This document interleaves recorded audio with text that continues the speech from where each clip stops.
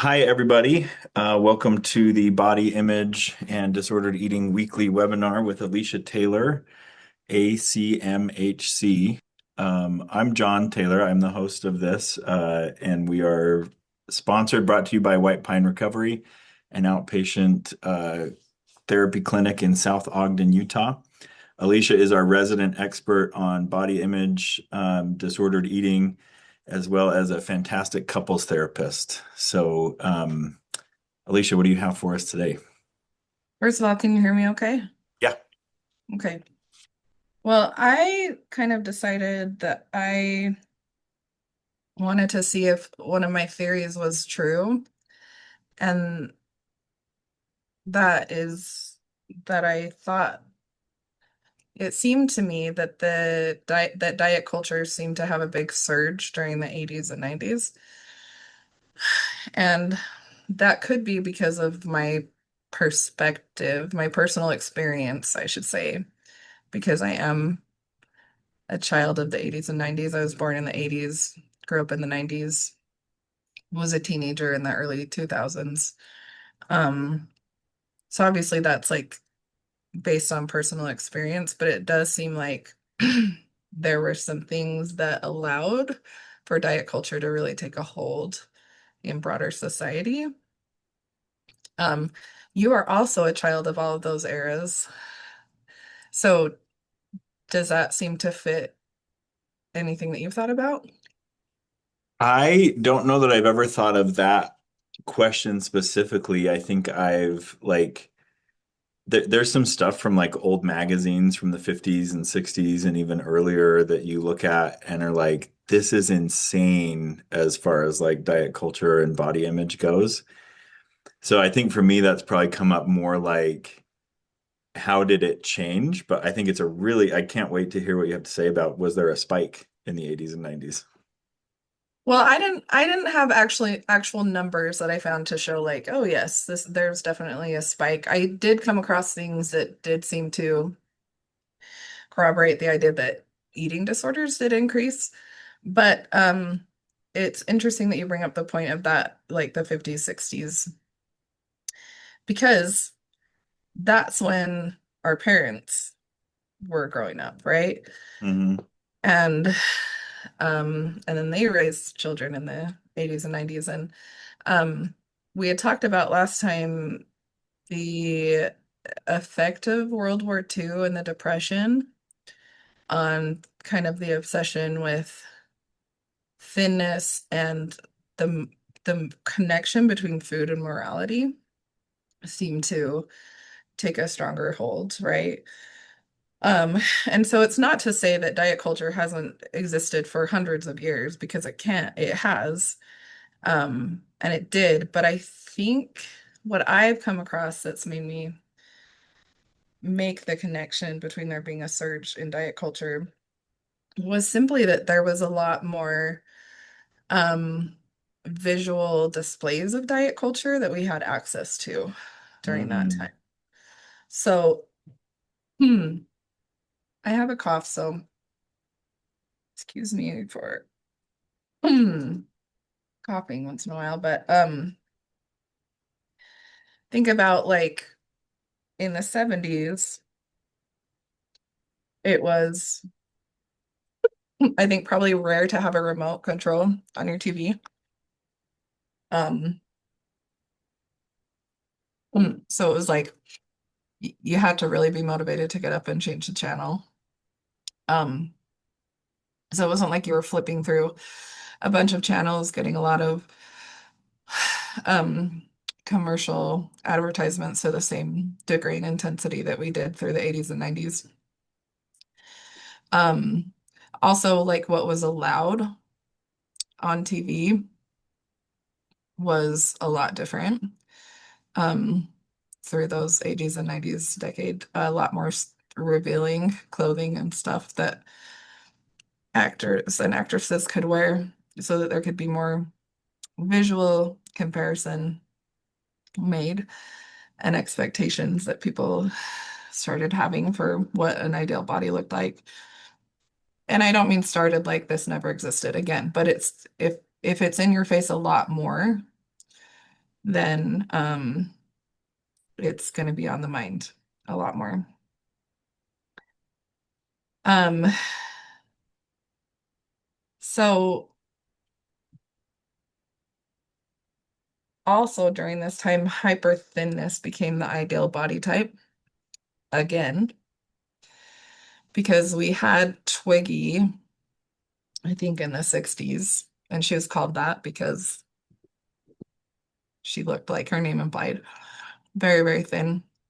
Before that, there was the flapper era, which was a straight up and down, and so like a prepubescent, um, non-curvy look was kind of the ideal that a woman would be going for. So Kate Moss was a famous supermodel at that time. Are you familiar, Johnny? Uh-huh. Do you remember anything about her? I only remember a joke about Kate Moss on Kath and Kim, the Australian version. I don't remember much about the actual Kate Moss. Can you tell us about it? Or is it not? About the joke? Yeah.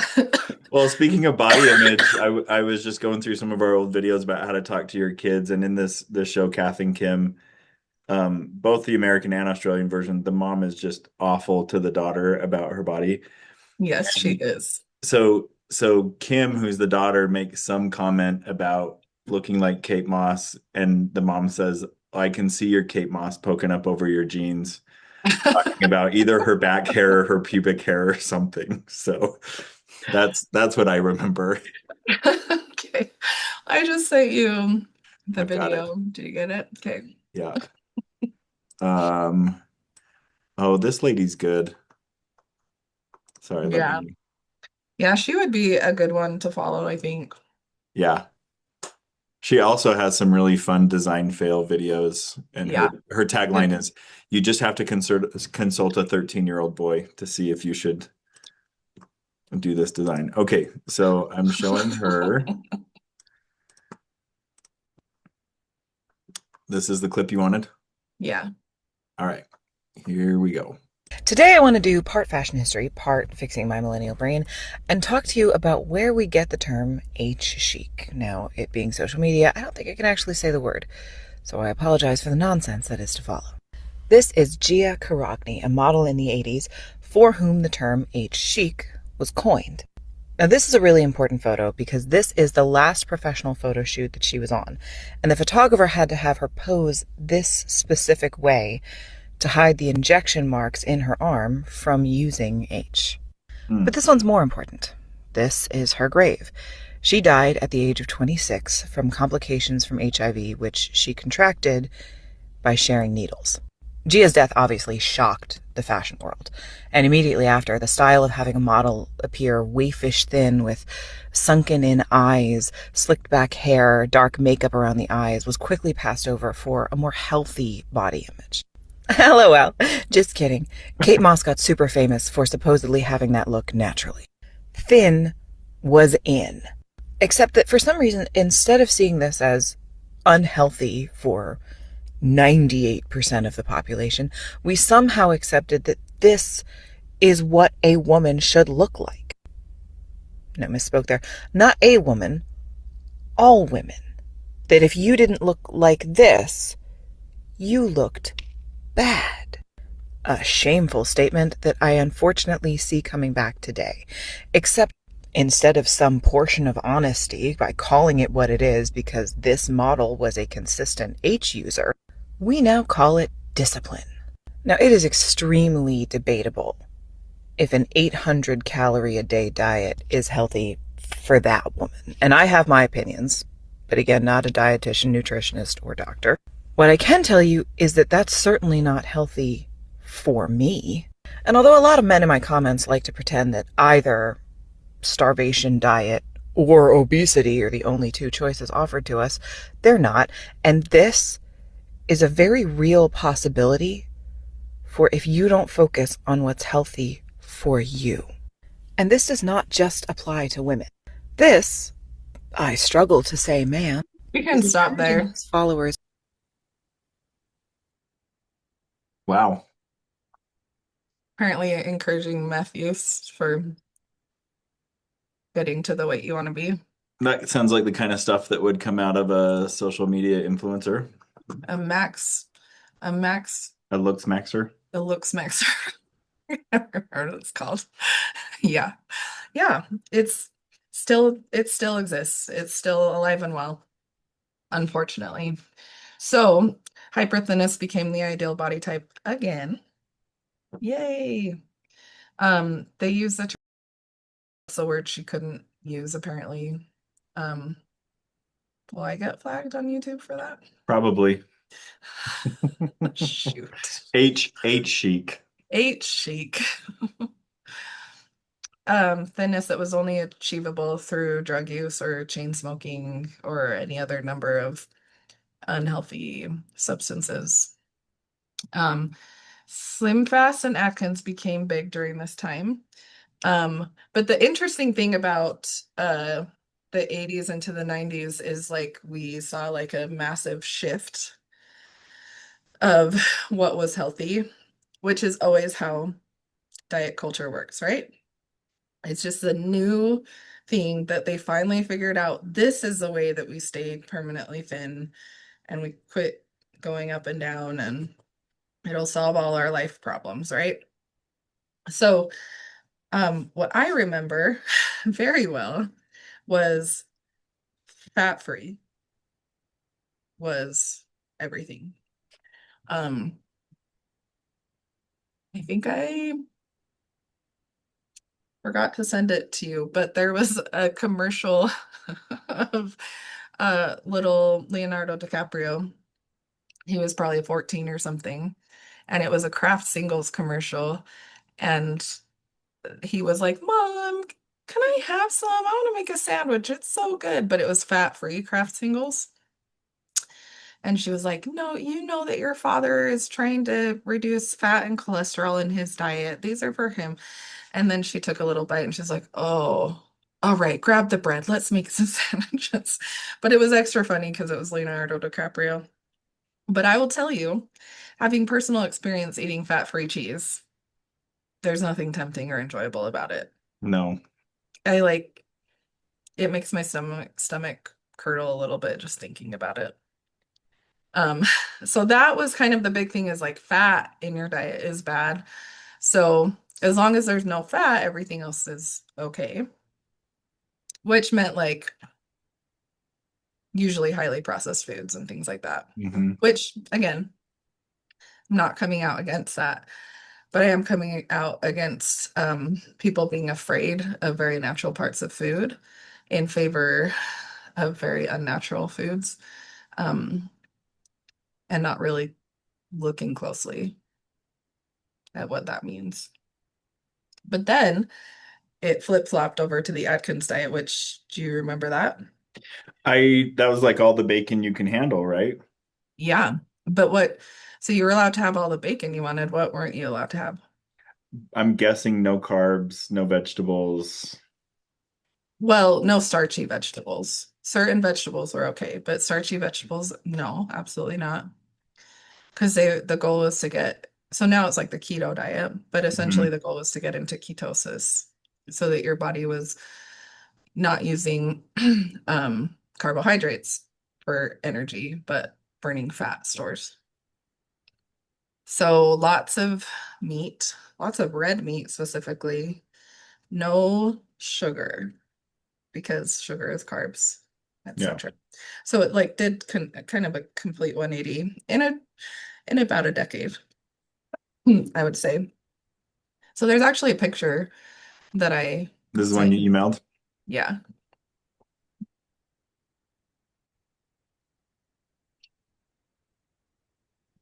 90s diet culture fun fact. Carbs were never the problem. Misinformation was. Carbs equals weight gain, low energy, lack of willpower, bad, unhealthy. I don't, oh, fat free was good. Um, when actually carbs fuel glucose for thinking, mood, and survival. That's brain power.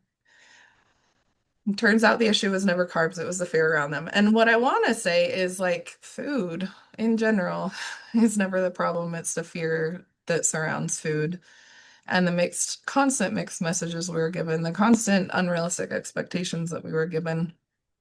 Um, but carbs still seems to be a thing that people fear, and that's why I really liked that one is like, Hmm. not a problem, people. In fact, where are you getting your brain energy from if you're not eating any carbs? Like, how are we, um, what are we, what are we like when we're not eating carbs and fueling our body properly? Are we our best selves in those situations? Um, so another big thing that did happen in the 90s, it was towards the end of the 90s, but I think definitely would have impacted me and like the crucial teen years. In 1998, the US National Institutes of Health recalibrated the standards for the BMI, making the numbers for overweight and obese, which then classified people who were once considered to be, they recalibrated the numbers to be lower. So they reclassified people who were once considered to be in a normal weight range, then moved up on the chart and became obese, super obese, whatever the numbers are, making an already arbitrary scale, as we talked about, even more meaningless. So we literally shifted something that was not a useful tool, but that they use constantly. They were like, it's not enough. We still Hmm. want people to not feel okay in their bodies. We still need to uh, make people constantly obsessed with numbers. And this will do it even more. I'm just, I'm confused about what the motivation would be for something like the National Institute of Health.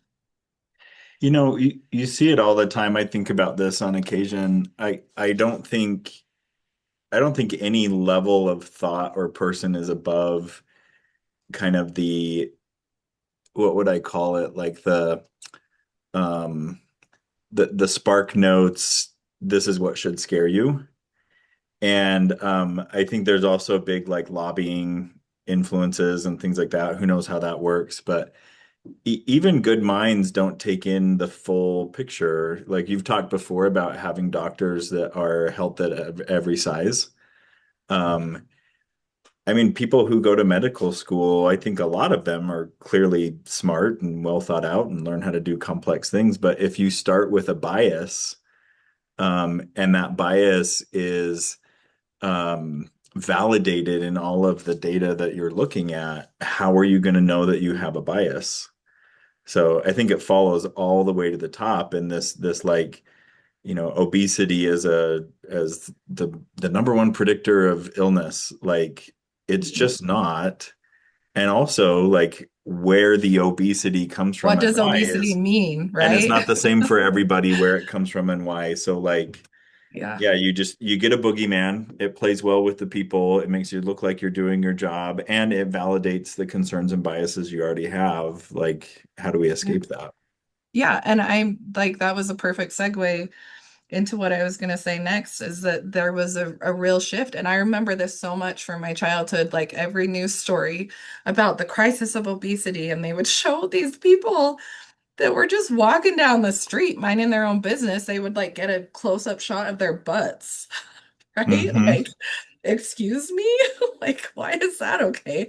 But this is like, look at all these fatties walking. Can you believe they're just walking down the street acting like they're just living their life? Like, but this is like where there was really a shift from like just wanting to improve your figure to a full-blown public health crisis, Hmm.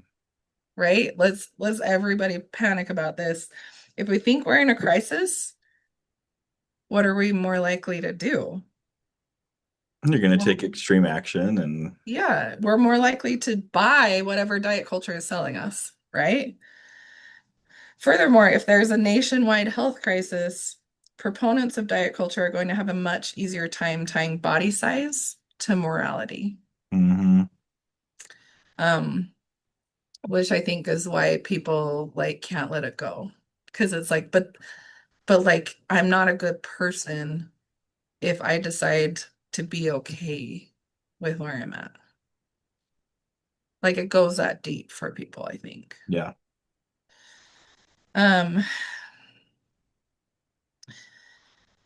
then in the 80s and 90s, there was like at-home workout videos, right? We had more accessibility to workout exercise videos, which I'm not demon like I exercise. I like exercise. It's great. But also, um, I think it became a moral mandate Hmm. and it can be taken too far, just like anything else. So our accessibility to exercise videos, which then often showed someone in, I mean, the outfits that they chose, I would never be caught dead in, let alone doing a workout video. But you're seeing that's another thing. Again, like talking about in TV shows and stuff, it being more acceptable to show skin and stuff, you're seeing more detailed parts of people's bodies where normally like people were typically more covered up and there wasn't the same ability to like straight across compare. Like my butt doesn't look like that or, you know. So these increases in exercise videos, lean cuisine was created in 81. So like the convenience meals that were geared towards diets. Diet Coke, this surprised me. Diet Coke came out in 82. I don't know why that surprised me. It seemed like it's just been around for centuries. I don't know. I thought you were going to say that Diet Coke had been around for a long time but didn't make it big till 82. And I could see that it being like a shameful secret that Coke kept on its shelves because I don't think it's very good. I know a It's lot of just people love it, but I don't it's think it's very disgusting, good. but I think it actually has crack in it because people it's almost like a religion for some people. I don't know, but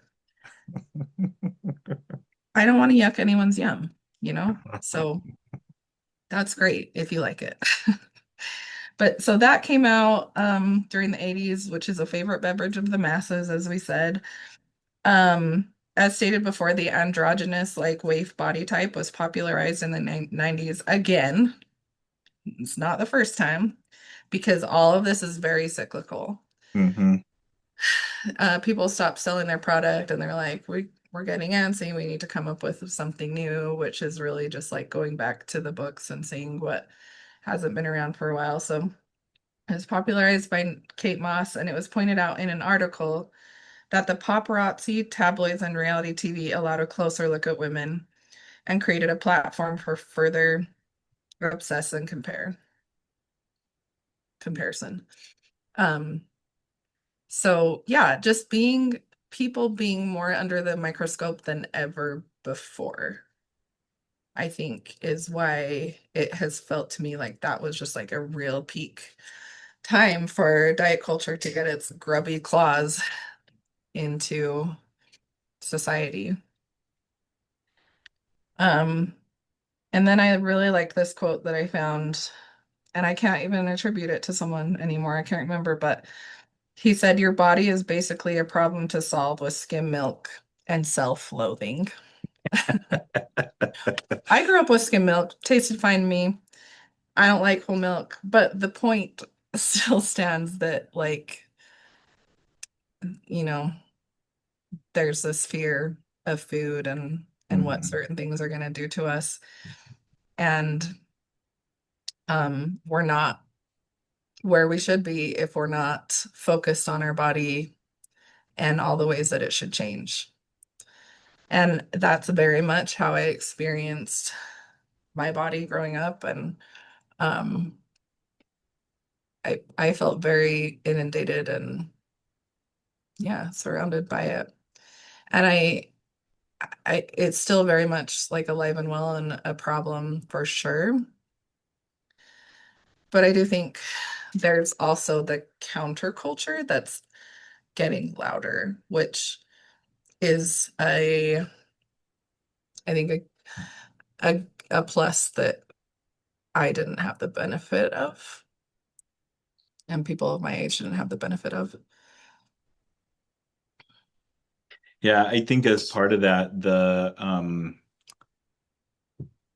variety of research, I don't think these messages in the 80s and 90s and 2000s gave any heed to any research that was out there. I don't think they started because the research was there. I think the research followed the bias. But there actually is good studies out there that are showing that a lot of these, like whether it be fat-free or Atkins or whatever it is, that are showing that this is actually not built on a sound and complete understanding of what our bodies need. When you were talking about the carbs, I think in some training I did at the end of last year on eating disorders, they talked about how fat is necessary to form myelin around your nerves.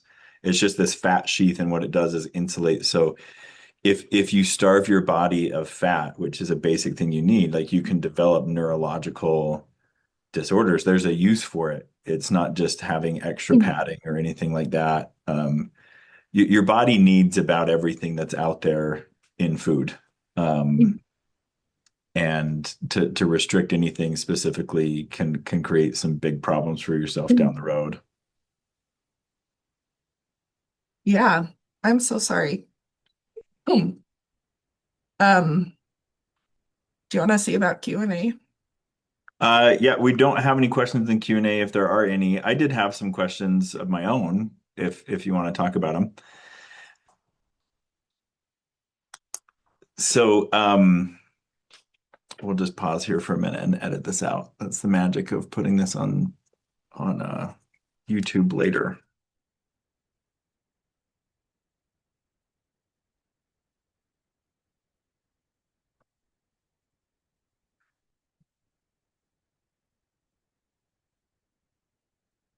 Y'all good? I'm so sorry. All good. Um, And coffee or talking makes me cough more. so I wanted to Hmm. ask you why you think the visual would have a different or a greater impact or a magnifying impact, because you talked about the availability of more visually based media, specifically looking at this. Why do you think the visual is such a big port for this kind of information to come into us? I mean, I don't know the science behind it, but I think it's like kind of the fastest way that our body can or our brain can intake information. Mm, Hmm. So think about it, like if you're just reading stuff, it's like,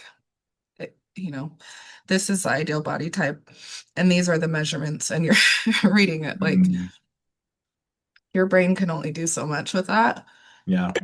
But if you have picture after picture and you see yourself in the mirror every day and you see these pictures and it doesn't match, um, your brain can start finding a lot of problems I, th with I what's think in there. there's something to what they say, a picture is worth 1,000 words. Like we are very visually based creatures, and I think pictures outside of context. So I appreciated Maggie's video about the H chic, and she said at least back then they were calling it what it was. This woman had a drug problem, and that's what was happening to her body.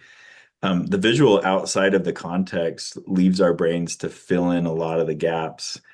And I think in this advertising and messaging, it's deliberate. There's enough of like we're not going to push you to fill in the gap with something real positive about yourself. We're going to push you to fill in the gap with something that makes you afraid, because that's what opens your wallet and that's what opens your ears to more of the messages. Yeah, I love that. And it made me think of like what I talk to couples about when they're not strong at expressing what's going on for them. Like, um, if they clearly something's wrong, but they're not saying, um, all that does for the other person is leaves their brain a lot of space to fill in the blanks. Hmm. And rarely do our brains fill in the blanks with really positive things. Oh, they're not telling me what's wrong because they're planning a surprise party for me. And they're just really caught up in those thoughts right now. Like, it's like, well, this is obviously about me. They probably are thinking of leaving me, on and on. Yeah. So, with those visuals, not knowing like these supermodels, are literally starving themselves. They're probably using some sort of substance to satiate their hunger. Um, and they're probably miserable as a result. Our brains are like, why can't I look like that? It means that I have poor willpower. It Mhm. means that I don't exercise enough, et cetera, et cetera. So yeah, I think visuals without information can pack a pretty hefty punch. Yeah. Yeah. We had this comment come in. There were so many convenience products that came on the shelf, Slim Fast, Lean Cuisine, Special K, Atkins products that made it so you didn't even have to think about it. With instructions like just drink this shake twice a day with one sensible meal. It pushed this idea of getting by with as little calories as possible and gave us the convenience of just grabbing it off the shelf with no preparation needed. Now, I'll say in some recent, like my relationship with Food Journey, I had to come to terms with the fact that convenience food is really helpful for some parts of life. But as our participant here says, I think if the convenience is you won't have to think about it, you'll just get skinny. I think there's something off about that. There was literally a time not that long ago where my brain did not function well to like plan meals or to think about what I could eat. And so having like bars or drinks close by that I could grab and it would be something nutritious and give me some calories I didn't have to think a lot about, that was very helpful. But I also had to overcome this like fear that I was doing it wrong because I wasn't like eating a bunch of whole foods or things like that. It was the nutritionist I worked at the time. He's like, your body needs nutrients and your stomach needs to be full. And if this is as far as you can think about it, like just prepare for it and have some stuff around that you don't have to think too much about it, and things will be different later on. But your goal was to fill your body and to get what you needed. As I had to make it that goal because even with those foods, I found when I was picking the convenience foods at the grocery store, I started paying attention to like, okay, what is going to be a more sensible health choice? Because the marketing is there. It's not just like, for days that your brain doesn't work to think about what to eat, like this is an okay option, go for it. It was like what gives you the most protein or what is the least amount of calories, what has the most fiber so that you'll stay full longer. Like the marketing is in there. And even though that wasn't the reason why I was going to that aisle in the grocery store, I had to contend with those messages and fears. yeah, you have to go right up against the dieting messages, which are the problematic part of it. Like, hey, you know, we're talking about the same part of life where food was really overwhelming. And I became very grateful for a fast food drive-through. Hmm. I like Hmm. couldn't get ready enough to like go out in public, but I didn't mind sitting in my car and we just needed to eat something, I just Yeah. felt so it's not that like, what the commenter was saying was like, um, they made dieting, they spoke to our fast-paced lives and were like, Yeah. listen, we can fit restrictive this calorie restrictive diet into your busy life. And all you have to do is drink a shake and you're good to go for 10 hours or whatever. Yeah. We have another comment here. I have to add a story to this after I read it. I remember there were chips that came on the market that were reduced fat and calories, but with a warning that they could cause diarrhea. Instead of being appalled by that possibility of diarrhea, people were excited to have guilt-free tripped chips. So the product, if I remember, was Olestra, which I think was something about the oil that they. Fat free, not just reduced fat. Yeah, it was Olestra, and I think back then Carmen Electra, the model, was a spokesperson for Olestra. So my friends and I put it together. We made a character named Carmen Olestra that was a beautiful model that had chronic diarrhea that she couldn't control. So, but yeah, to this point, like, what would you say about that? Like, instead of being appalled or cautious that it could cause diarrhea, it's just like I'm getting my chips guilt free. Well, I mean, it reminds me of what's going on right now with I always forget what it's The called. GLP-1s? No, No. no, the lettuce, Oh the yeah, the current health crisis. Uh-huh. Um, that people like are like, bring it on, baby. I heard that you can lose so much weight in the first week or whatever. Um, it's wild to me that people would choose chronic, horrible, even explosive at times conditions Well, and in pursuit of weight loss. if I remember right, part of the problem with Olestra, it wasn't just while you're eating this, it can cause diarrhea. It's like this can make it so your bowels can't function going forward, Whoa, I which didn't know that. yeah, which like chronic diarrhea and stuff like yeah, there's the dehydration and it doesn't feel good. But there's also like muscle spasms that don't necessarily go away just because you don't have Olestra coursing through your digestive system anymore.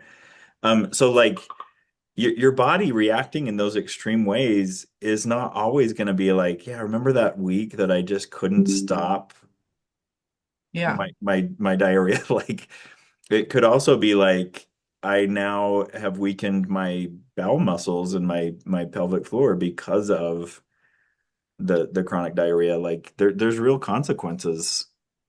Right. And to put a fine point on it, and a very sad one, is like people aren't thinking of long term. Like that model that they were talking about, that I mean she probably had a drug addiction, and so that's really sad, but like it literally ended her life with anorexia, these eating disorders that have a high mortality rate. Like people are not like I when we're talking about diet culture, maybe it seems irrelevant to bring in these like extreme eating disorders, but not really, because these diets lead to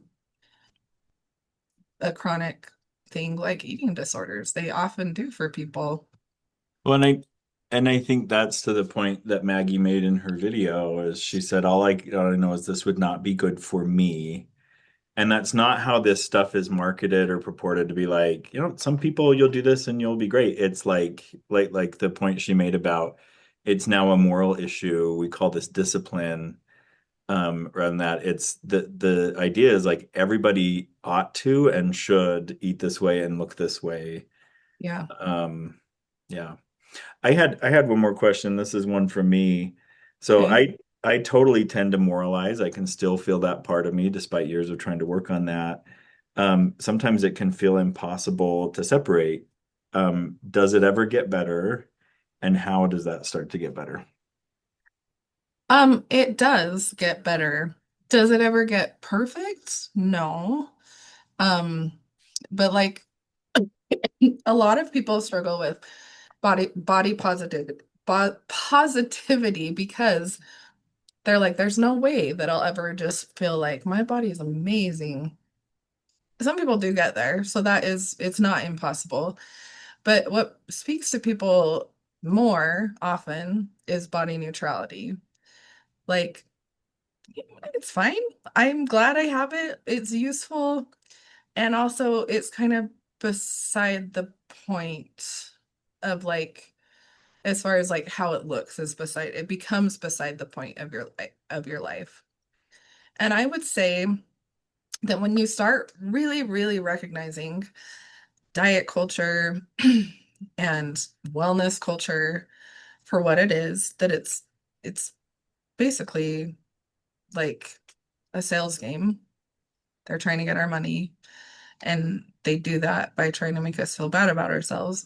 When you really recognize it for what it is, it becomes less and less like easy to take it seriously. In fact, you end up just rolling your eyes and laughing about a lot of stuff. And and then you start to look at the things in your life that really bring contentment, happiness, enjoyment, and you realize your body has been all different shapes and sizes, and all those things were still present in your life, if that makes sense. Yeah. And so you recognize that your body is not the key to those things, and you're able to separate it a lot more easily.